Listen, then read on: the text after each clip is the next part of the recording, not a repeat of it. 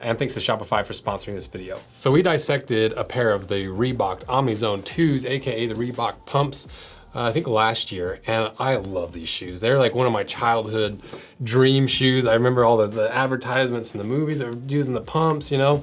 And so it was fun to be able to cut them in half and kind of relive some of that. And then we heard that MSCHF had a little project in the work with Reeboks where they're taking the pumps to the absolute max. And that's what we have right here. So we're gonna cut this thing in half, run it through our test to really figure out, are all these pumps functional? Is this a functional shoe, or is it more of what MSCHF usually does, which is like an art that can be wearable, but you usually don't use it as a daily driver? And most importantly, can these shoes bring me back to my former dunking glory? And I miss when sneakers actually had tech that was an attempt to push innovation. Like imagine if somebody actually made a sneaker brand that used real technology that worked and was pushing shoe innovation instead of just cheap gimmicky stuff. I'd buy it all day, every day. And maybe that's not the best business idea, but I guarantee you have a business idea that you've always wanted to start, but I'm guessing you haven't because it's so freaking daunting thinking about starting a business.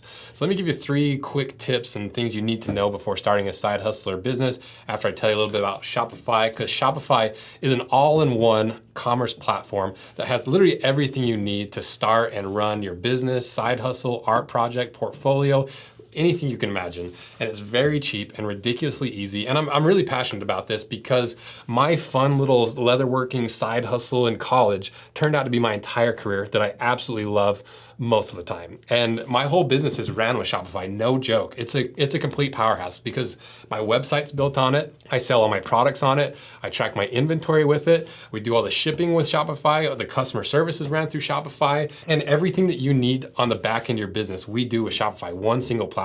Because those 3 things that I wish everyone knew about starting a business is 1, it doesn't have to be perfect. Just start doing it. It's the only way to get better. Number 2, you don't want to look like a corporate brand. Just be you, embrace the smallness of your brand, embrace your lack of ability to take decent photos or write prompts or whatever it happens to be, embrace that because people love supporting small businesses. And the last one, and maybe the most important one, is enjoy it or don't do it. Because if you don't enjoy it, what's the point? Plus, if you end up failing or it doesn't end up making you any money, if you enjoyed it, it's still worth it. Like when I was in college before Rose Anvil, I tried to start a little wand company called Lumos Wands and it didn't go anywhere. But I had so much fun making the branding, making the website on Shopify. I didn't make a single dollar, but it was so much fun and I still hang on to some of that Lumos Wands stuff and it helped me get to where I'm at today. So take the leap of faith. I know you have an idea. Just start with the little baby steps of making that little Shopify website. It is an ad, but I actually am very passionate about this because entrepreneurship and my little side hustle has completely changed my life. So check out Shopify via the link in my description, and for a free trial of Shopify, please go to shopify.com/roseanvil or click the links in my description or the QR code over here. And if you missed this video, go watch it. But to kind of give you a quick recap of the history of this technology, it all started in 1989 when the first pump technology debuted. And it was inspired by the inflatable cast that basketball players use as support and protection for rolling ankles. And they wanted to infuse it inside of a sneaker. Then in 1991, the pump technology and the name blew up significantly after D. Brown from the Boston Celtics wore them in the NBA dunk contest and pumped up his shoes before every single dunk. And that's just like an iconic pump moment. I think that was the one that really started putting it on the map. But then by 1994, Reebok partnered with Above the Rim, a movie directed by Jeff Pollock and Tupac, to create a full line of shoes named after the movie. And thus the Insta Pump Fury was launched. And then by 2005, Reebok introduced the ATR Above the Rim Pump 6, where Allen Iverson, Yao Ming, Steve Francis, Baron Davis, Jerome Williams showcased the ATR pump technology during the NBA All-Star Game. And then in 2014, for the 25th anniversary, Reebok collaborated with a big list of designers to create the anniversary pumps. And then over the last few years, especially in the last recent years, they've re-released them several times. And that's when we went to test to see if the technology actually still works. And spoiler, if you haven't seen this video where we cut this in half, it does work. Not to the same degree that it used to. And there also is some BS going on with the Hexalite, so go watch that video. But I just absolutely love this shoe. And so when I found out that MSCHF, who, if you don't know who MSCHF is, they're a Brooklyn-based art collective that is known for their completely over-the-top and ridiculous satirical projects that kind of blend the lines between art and function and poking the bear a little bit with some of these brands like Vans. We've found through cutting some of the shoes, they are really much more of a wearable piece of art rather than a shoe. And so that's what intrigues me about this, because they actually partnered with Reebok instead of getting in trouble with the brand like they did with Vans, to bring what looks like an actual functional shoe. So what is this shoe? Well, the brand is MSCHF X Reebok. The style is the OmniZone 9. They weigh 1 pound, 9 ounces. They retail for a pretty steep $250. They're made in China. And the way they position this is the pump hails from an era where shoe technology was magical and intuitive, not the impersonal lab created optimized of percentages and spring coefficients. The pump operates on joyful 90s product dream logic. Obviously, inflating your shoes makes you jump higher. Reebok didn't believe that the shoes could be manufactured, but we don't make shoes, we make real products. So let's see how the MSCHFs compare to the regular pumps. And that's how we're gonna name them from moving forward, is MSCHFs versus the Reeboks, just to make it easier. Because even though Reebok was involved, I'm still curious if the materials are better or worse. Starting with the thickness of leather on the Reeboks, is about 1.5 millimeters thick versus the MSCHFs were 1.9 millimeters, so a little bit thicker. And then we put the macro lens on the cross section, and the Reeboks, they're not the best leather in the world. You know, they still have maybe a little bit of the grain. Compared to the MSCHFs, it has a couple different qualities of leather seemingly, because around the toe and these bumper areas, it's a little bit thicker, it has a little bit more of the grain compared to these upper panels that aren't as structural. It looks like they're thinner, about 1.5 millimeters, and they don't have nearly as much grain. As for the top coat on these, both of them don't really have a heavy plastic layer. They're mostly pigment with maybe a little bit of polyurethane mixed into it. So which leather is better out of the Reeboks and the MSCHFs? Well, I think the MSCHFs is just a little bit better. It's a better cut, it has a little bit more thickness, and on these higher quality panels, it is actually pretty good leather. But then if we look at the big selling point of these shoes, which is the pump, it's the only reason people buy these shoes, if we're being honest. How many pumps does each have? Well, the Reebok has 1, the MSCHF has 9. 2 on the tongue, you have 4 on the lateral side, you've got 1 on the backstay, and you've got 2 on the medial side. But the thing I really wanna know is like how many of these are actually functional. And we're gonna start playing the dissection footage in the background, because I really wanted to dissect this thing, not just cut it in half. So with the Reeboks, you've got that 1 functional pump, compared to the MSCHFs, you've got every single one of those are functional. It's kind of crazy. And I thought for sure they weren't gonna be functional. And even when we were pumping them up, I was like, you know, it seems like they're pumping them, but I'm not really sure. But once we have it dissected, you can see every single one of these is an actual functioning pump. And because of that, they had to have 3 release valves on the MSCHFs, where obviously the Reeboks only have 1. So it's like 3 times the amount of air that you can pump in your shoe compared to the regular pumps. And just out of curiosity, the reason these are dripping and kind of blue is we filled them up with water to see how many cc's of liquid we could fit in there. And it's 180 cc's, which is a fair amount of volume on the inside of the shoe. So comparing the Reebok to the MSCHF, what's the verdict? Well, I was very pleasantly surprised that this is very true to the original. It wraps all the way around. You've got so many functioning pumps.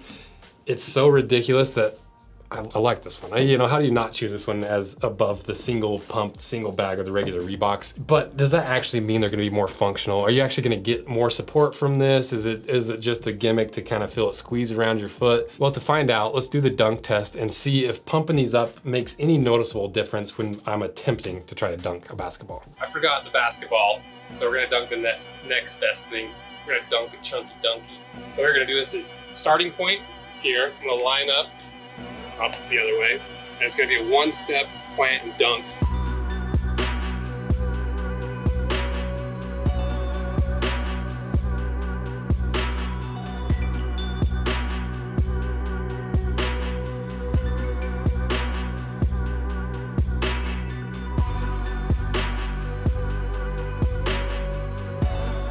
So as you can see, still can't dunk, but I don't think it actually helped me jump better at all, but it definitely does support your ankle. It makes me think, I'm a little bit surprised that people haven't tried using this technology in more modern sneakers.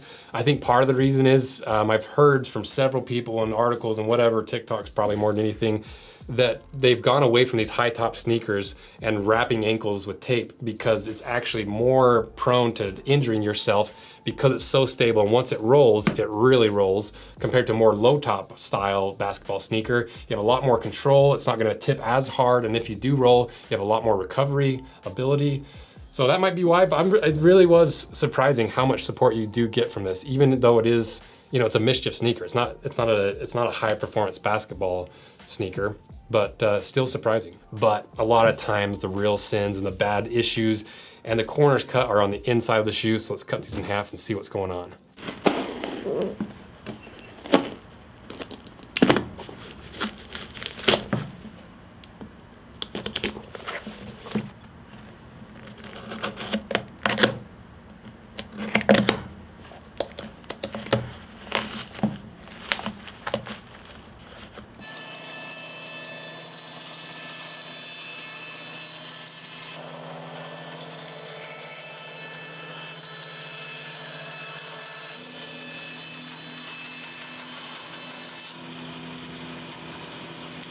All right, we got them cut in half. Chose this color to cut in half because I like this color more, and I'm keeping them. I just like the suede more than the regular grain leather on the outside. So let's see what's inside.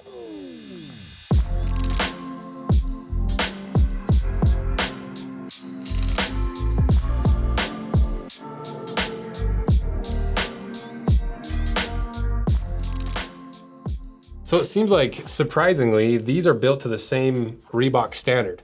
And I think that's the benefit of when MSCHF actually did the collaboration with Reebok. They were able to do seemingly the artistic side, the development, the crazy aspects, while Reebok was like, no, we gotta make sure these are actually built right, make sure it's possible. It seemed like it was a really good collaboration because it looks like they pulled it off. So now to the final questions. Do the pumps actually work? Yes, every single one of them do, and the airbags are giant. It's really close to the original. Are these shoes wearable, or are they just a piece of art like the rest of MSCHF's sneakers and shoes? Like I said, these ones are wearable, and that really surprised me. The most important question, can these bring me back to my former dunking glory? Nope, I got a little training to do to bring me back to that. So are these shoes worth buying at the end of the day? We've realized what they are and how they're functional and all this other stuff. Well, out of all the MSCHF shoes we've cut in half, these are the ones that I'm most likely to wear because I just love the toy technology of the Reebok pump. I've loved them since I was a kid. I never had a pair all growing up, and to have this superlative, over-the-top, ridiculous version of the pumps where you have 9 functional pumps,